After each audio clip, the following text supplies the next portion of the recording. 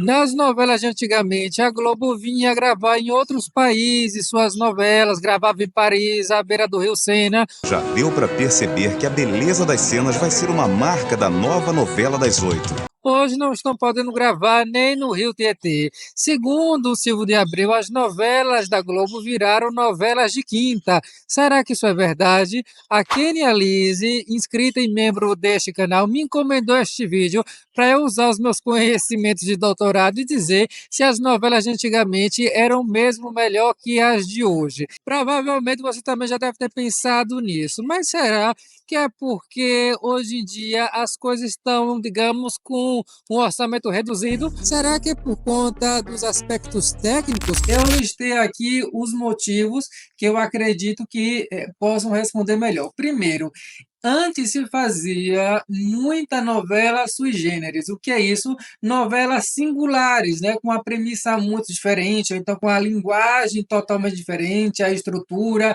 Por exemplo, a gente teve na Manchete, não vou dar nenhum exemplo da Globo por agora, na Manchete a gente teve de novela super sui generis. Chica da Silva, que ninguém nem sabia quem era o autor, era o Valci Carrasco, mas ele escreveu com pseudônimo para Silvio Santos não aplicar uma multa, porque ele era contratado do SBT e foi escrever novela na Manchete. Gente, tem novela mais diferente do que Chica da Silva.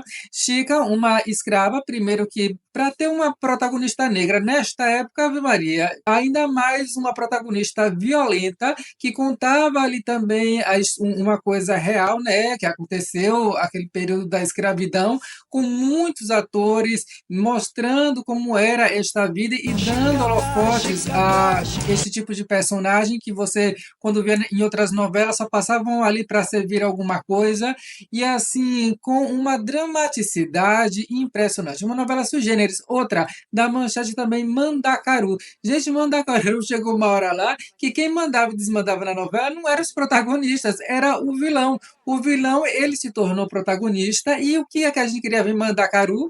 É o vilão fazendo e desfazendo lá no povoado de Jatobá as maiores loucuras. Olha bem, quer saber de uma coisa? Se eu cismar, tu vira bufa. É daqui pra ali, certo? Já lá na Globo, nós tivemos o exemplo de Roque Santeiro. Tô certo ou tô errado? Depois fizeram também Tieta, que agora está reprisando. Tieta também uma novela muito diferente. Primeiro, que a prostituta não, que a mulher, a protagonista, era, ao que parece, dona de um prostíbulo em São Paulo, mas ela volta com toda a pinta.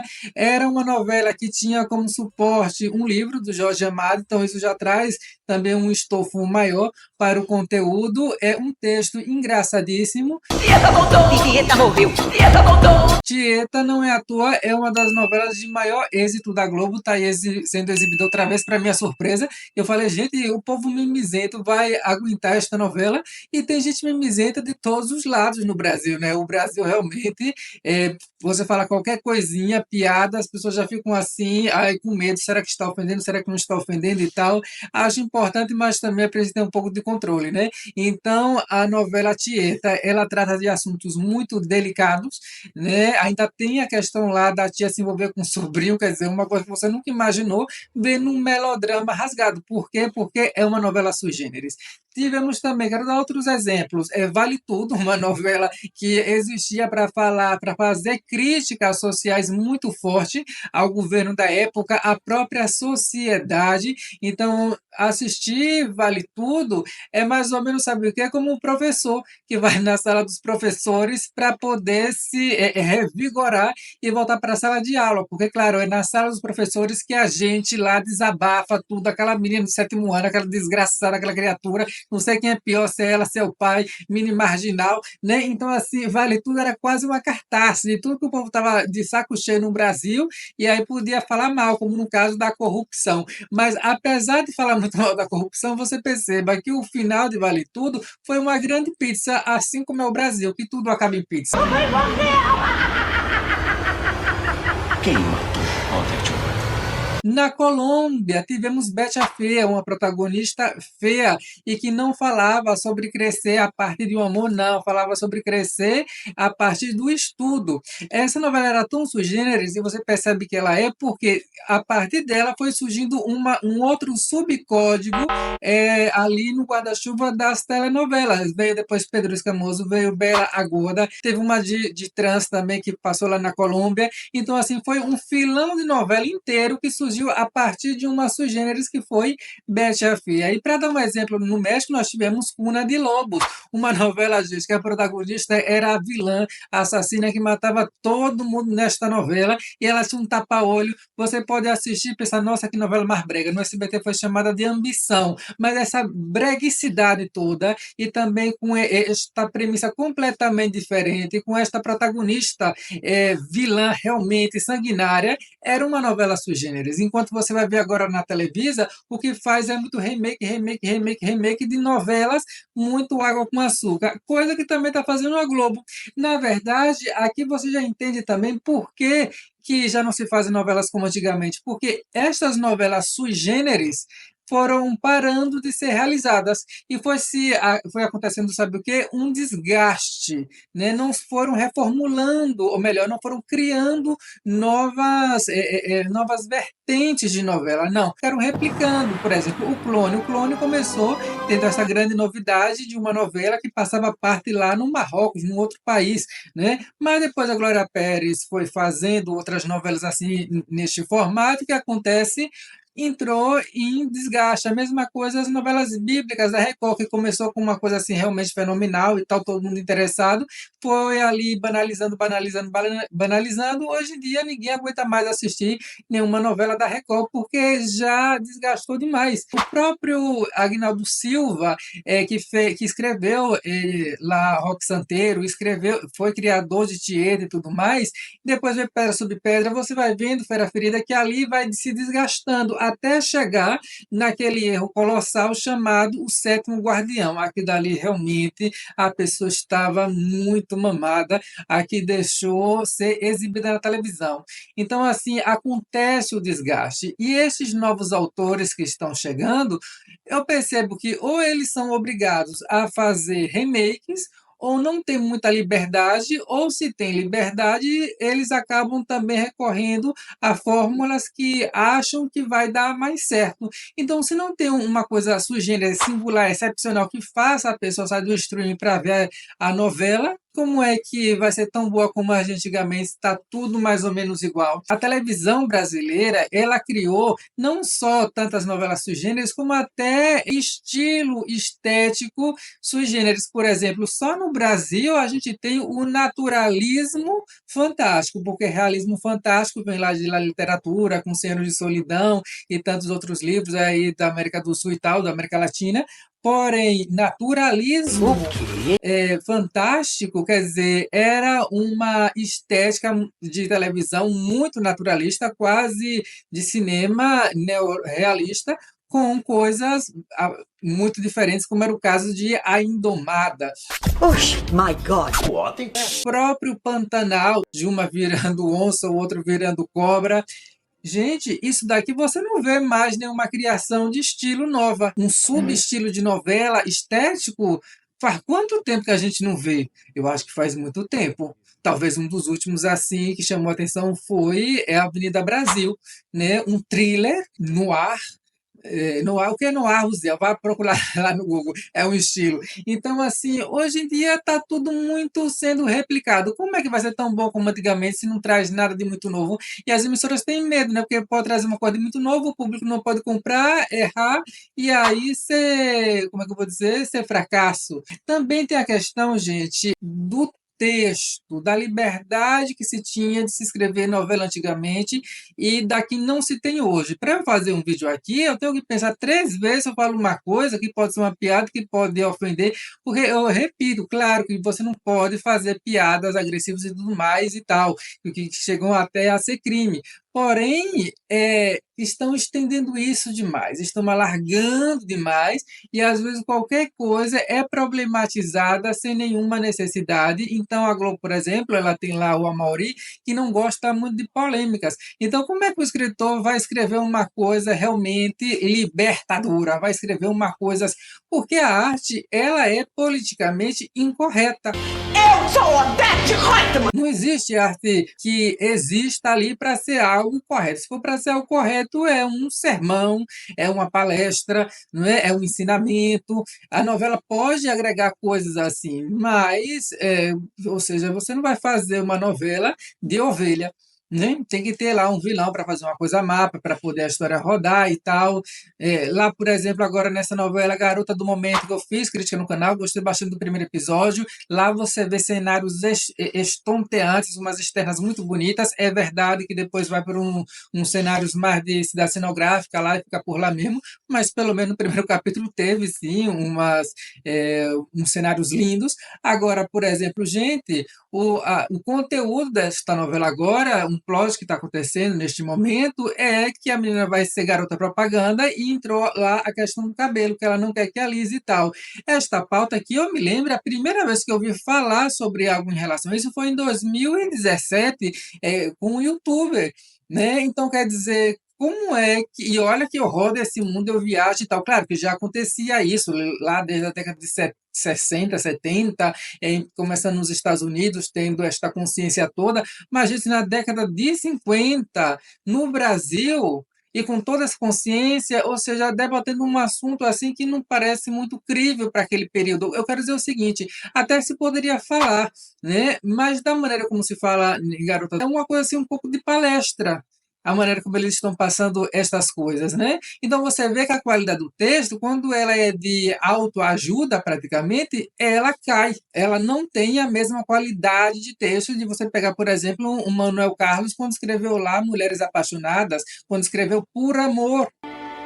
Ninguém vai saber disso. Nunca. Nunca. E não adianta, se não houver um texto realmente de qualidade, muito dificilmente esta novela se vai perpetuar. Nenhuma novela pode se perpetuar no tempo, né? Ou seja, ser um clássico por N motivos, mas eu acho que o principal deles, o que mais ajuda a que isto aconteça, é o texto. Você vê, por exemplo, aquela novela da Televisa, né? E a gente sabe que os textos da Televisa, às vezes, é aquele texto muito radiofônico, de novela, de rádio daquela época ainda, mas você pega, por exemplo, Coração Selvagem, de 93. Quer dizer, um elenco bárbaro, uma direção melhor ainda, figurino, cenários, virou um clássico, mas o principal, juntamente com as interpretações, o texto. Gente, você pega um diálogo como esse, por exemplo, de João do Diabo com a Mônica, que fazia Edith Gonçalves. Ele falou assim para ela: pode ver que de cavalheiro eu só tenho a roupa, mas se você tivesse me querido, somente cego, surdo ou demente, eu teria trocado você por outra, muito menos por uma vagabunda como a sua irmã. Ah, Maria, bora aplaudir de pé. Cadê esses textos que a gente quer ver e não um texto panfletário? Que eu não sou contra ter o merchandising social na novela, mas se o texto é panfletário, o texto fica ruim, fica de má qualidade. Se você já não pode mais ter textos politicamente incorretos, ou então texto mais para passar a lição de moral, e eu não falo nem só no caso de Garota do Momento, até no caso da própria Record, por exemplo, também quer fazer novela com lição de moral, tudo bem, a lição de moral é legal, é importante, só que isso não pode ser o principal do texto, porque senão fica aguado. Então, isso faz com que também as novelas, muitas, não tenham a qualidade de antes, né? Também tem uma outra questão, gente, que talvez seja um pouco polêmica esta daqui, que é a questão da ditadura. Que ditadura militar, Zé? Não. Nós tivemos novelas em que os diretores mandavam, desmandavam, os atores tinham que ficar lá ligados 24 horas no ar. Por exemplo, O Rei do Gado. O Rei do Gado foi dirigido por Luiz Fernando Carvalho. Luiz Fernando Carvalho, na direção, ele é um general, ele exige excelência. Tínhamos também Walter Avancini. Você pega Walter Avancini fazendo Cravo e a Rosa, e você pega depois lá Alma Gêmea, já feita pelo o Jorge Fernando e tal, que também tinha seu lado bom e tal, mas não se compara uma coisa com a outra. né? Porque Walter era avancinho, meu filho, quando o povo entrava lá na novela dele, ele já falava logo, fique pianinho, porque aqui quem vai mandar vai ser eu. Eu fiz um curso de teatro, direção teatral na Argentina, o professor falou isso, que no teatro não pode ter democracia. O diretor tem que decidir. Claro que os atores ali podem até dar uma contribuição e tal, mas a última palavra tem que ser de uma pessoa, para ela poder ter ali uma coisa coerente, né? Hoje, por exemplo, o Luiz Fernando Carvalho, ele nunca foi acusado de assédio moral. Por que ele nunca foi acusado? Porque ele é exigente. Por exemplo, quando ele foi fazer o Rei do Gado, ele quis porque quis que todo o elenco da primeira fase vivesse numa fazenda por volta de um mês inteiro antes de chegar o texto. O ator tem que ser escolhido a dedo e, mais do que isso, o ator tem que querer participar desse processo. Hoje em dia, eu não sei se algum ator, poucos atores são os que querem participar desse processo. Eu não digo que o diretor tem que ser tão brabo como, por exemplo, Erval Rossano, né, que fez a Escravizaura da Globo e da Record, fez também Dona Beija. Ele era brabo, brabo, brabo. Mas, por exemplo, a Maite Proença falou que quando foi trabalhar com ele em Dona Beija, ela conversou com ele e aí ele parou de gritar com ela, continuou sendo muito exigente e tal, mas não chegou no assédio moral. Então, também eu acho que hoje em dia as pessoas têm um pouco de medo, né, de ser confundido com assédio moral, mas eu acho que é besteira, porque assédio moral é uma coisa. Agora, vai ter gente aproveitadora querendo dizer que um diretor foi, ele assediou moralmente, até pode haver. Mas estão lá os outros atores também para dizer como é que era o processo, né, como eram as exigências do diretor. Então, eu acho que as pessoas estão misturando muitas coisas. É possível você ser um diretor, né, que tem na cabeça o que você quer, um diretor exigente, né, fazer o povo lá trabalhar 11 anos, mas isso daí já é trabalho escravo, não pode trabalhar horas e horas e horas. Gente, por favor, as pessoas assim mais pobres, elas pegam. Eu, por exemplo, acordava às 5 da manhã para pegar CPTM, chegar na CPTM de Osasco para pegar um outro ônibus para chegar lá na escola, para voltar para cá. Chegava em casa às 9 horas da noite. Quer dizer, uma pessoa então que vai limpar uma casa, que mora, sei lá, na Zona Sul, tem que ir lá para a Zona Leste, na Zona Oeste, pegar 300 conduções, esse povo é que sofre. Agora, o povo acha que fica com pena de ator, de atriz que vai passar 12 horas fazendo uma novela, tudo bem, é muito trabalho realmente, não é fácil, mas depois você vai ter aí uns 6 meses, ou pelo menos tinha 6 meses, um ano, 2 anos, sem fazer mais nada, e ainda ganhando. Quer dizer, aí, em que momento os atores viraram um cristal? Talvez seja uma opinião um pouco polêmica. Então, hoje, como talvez tenham muito medo, as pessoas vão ser politicamente corretas, vão fazer uma coisa muito bonitinha, Xuxa no mundo da imaginação. Gente, não existe sucesso sem suor. Não existe. Eu queria fazer um vídeo aqui, falando qualquer coisinha aqui, jogar aí na internet e pronto, sem edição nenhuma. Ah, eu iria amar. Mas quando eu tento fazer uma coisa assim mais leve, não dá audiência nenhuma, flopa federalmente. A minha saúde mental para cá, eu acho importante a saúde mental, mas o povo eu acho que está se cristalizando demais nisso, né? Então, por exemplo, você tinha atores também em novelas que vinham do quê? Vinham do teatro. Eram aqueles atores que tinham feito Hamlet, Rei Lear, esses grandes clássicos da literatura mundial, né, da dramaturgia lá no palco. Então, eles iam expor para a televisão, eles já iam pronto. Você pega uma Tônia Carreiro e você bota lá, você tinha Raul Cortez, você tinha Glória Menezes, você tinha o José Wilker na novela, a Débora Falabella fazendo uma coadjuvante, que luxo, Leandra Leal uma coadjuvante. Então, quer dizer, era um elenco que vinha com muito estofo. E mesmo aquele elenco, aquela geração que veio de Malhação, como por exemplo a Marjorie, ela depois, quando foi subindo para fazer outras novelas, ela interpretava lá com Marília Pêra, com Estênio Garcia. Quer dizer, eram atores jovens, mas que tinham ali como professores atores e atrizes, nossa, de muito estofo. Então, esses atores, alguns foram morrendo, outros foram demitidos, outros ficaram ali perdidos no meio de muita gente nova chegando, que nem Malhação tem mais, né? Então, também agora está se perdendo a qualidade das interpretações, né? Isso eu estou falando da Globo, mas também poderia falar em outras emissoras. Você pega Por Amor, gente, Por Amor tinha Regina Duarte, tinha Cássia Kiss, tinha Viviane Pasmanter, Suzana Vieira, que eu acho que foi um dos melhores personagens dela, né? A Carolina Ferraz, uma coadjuvante, mas sempre de muita qualidade.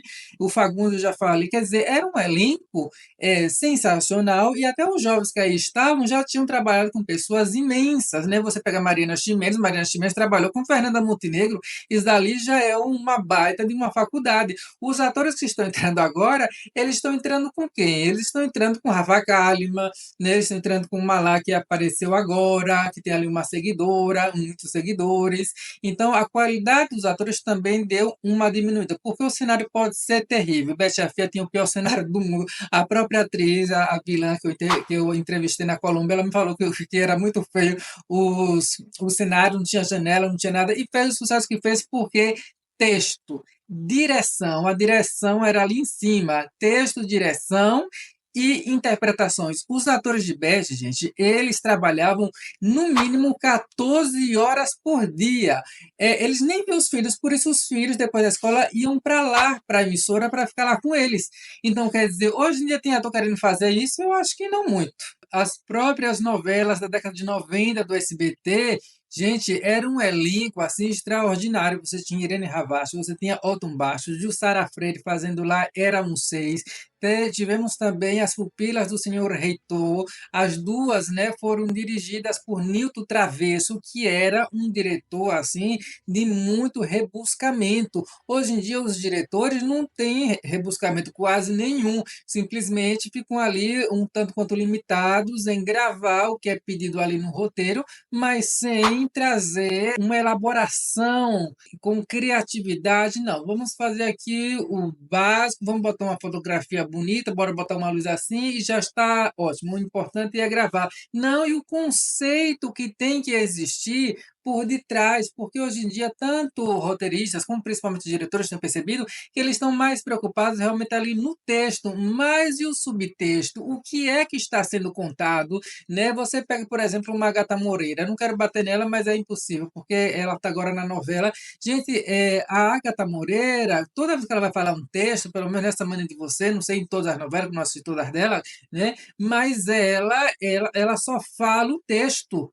A interpretação dela não traz nada do subtexto que está ali por debaixo. Mas, Zé, cadê o subtexto que eu não estou vendo? Não é para ver mesmo, é para entender sem ver. Ela não consegue. Se ela tem um diálogo para fazer com uma menina boa, uma menina assim, ai, mais ingênua, ela vai falar daquela maneira completamente ingênua, sem saber que por trás dessa ingenuidade pode haver, e às vezes tem realmente ali um subtexto que ela também deveria passar, não com palavras, mas com interpretação, né? O subtexto é a personagem, o pilar da sua personagem, mas muda muito, porque se você só fala o texto e esquece o subtexto, você simplesmente está vomitando palavras. Os atores de antes não, os atores de antes, uma coisa que eles sabiam e entendiam muito bem é de subtexto, né? Porque você pode dizer coisas só com a respiração.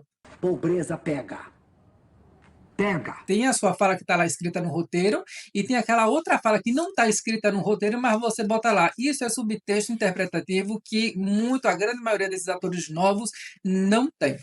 Além disso tudo, gente, tem outras questões externas, né? Menos engajamento, porque a gente tem muito mais opções para ver, muitas coisas para ver agora. Então, se tem muita coisa para ver, a audiência vai ser menor e o engajamento vai ser menor. E aí vem uma outra coisa que tinha antigamente que não tinha hoje, que era o quê? O efeito manada. Porque se está todo mundo assistindo uma coisa, você também quer assistir para você ter o que falar lá no táxi, na barbearia, no cafezinho, na fila do banco, sei lá, né? Hoje em dia, como são muito menos pessoas que assistem, esta vontade, este efeito manada de assistir para poder também falar, se perdeu. Então, você junta tudo isso aqui que eu falei, não tem mais como ter novelas como antigamente. Dificilmente as novelas voltarão a ter dinheiro para viajar nos primeiros capítulos, mas não tem problema. Acertar no texto, na direção e no elenco também é uma coisa meio difícil. Mesmo as novelas antigamente não eram todas que conseguia, né? A gente tem, por exemplo, o caso do Tiago Santiago, que escreve mal desde Pedro Álvares Cabral. Mas tudo bem, espero que ele nunca veja esse vídeo. Mas o meu ponto é o seguinte, que pelo menos o Tiago tentou fazer coisas sui generis. Ele fez Os Mutantes, que a gente critica até hoje, mas todo mundo assistia. Amor e Revolução. Gente, a Kenia Lise me disse que ela gostava muito, se gostava muito ou se assistia por conta do tema que era interessante, gostava de Amor e Revolução. Então, assim, tudo bem que a execução não foi aquela coisa, mas pelo menos se tenta. Eu acho que não se pode deixar de tentar. E se hoje o dinheiro está pouco para fazer coisas assim, trazer profissionais realmente de renome, então eu acho que tem que focar agora na qualidade e não na quantidade. Mudar completamente o formato, não para virar uma série, mas sim ter realmente ali menos atores, porém um texto mais profundo, e aí você economiza de um lado, gasta mais no outro. Acho que é a única solução aí das novelas. Diga aí embaixo nos comentários qual foi a última novela que você assistiu que tinha esse gostinho da era de ouro das novelas. A Kênia me falou Avenida Brasil. Eu acho que muita gente vai concordar. Pelo menos acho que foi a última novela a realmente conseguir parar o Brasil. E o Zé, onde é que você está? Me siga lá no Instagram, @use por aí, que lá você vai saber, tá certo? Quero agradecer a você que chegou agora no canal e já vai se inscrever, e também dar o like, agradecer a quem já está inscrito aqui no canal há mais tempo, e um agradecimento especial para os membros, né? Os membros aqui têm me ajudado muito, somente por já ser membros, outros compram meu livro, outros me encomendam vídeo, como é o caso da Kênia. Kênia, Lizzy, de verdade, muito obrigado, viu?